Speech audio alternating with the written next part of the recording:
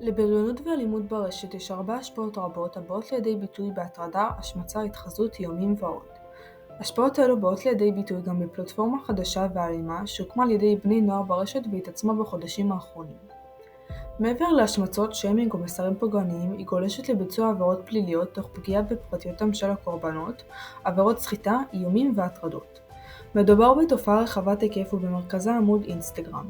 המשותף לכל העמודים הללו שהם לרוב נפתחים על ידי בני נוער ומרכזים בהם רכילות בעיקר בתוך בית הספר. התכנים באותם עמודי אינסטגרם מכילים השמצות ואמירות פוגעניות, חשיפת פרטים אישיים ועוד.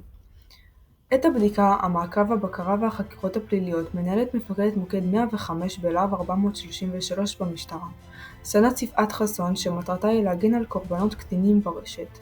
היא מציינת כי מינואר עד לאוקטובר האחרון תחקרו אחרי למעלה מ-200 עמודי בידור ורכילות כאלה, ומוסיפה שאת מרבית העמודים הצליחו להסיר. יפעת חסון מציינת תיק פלילי שנפתח לאחרונה.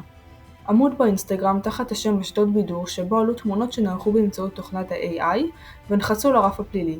היא מוסיפה גם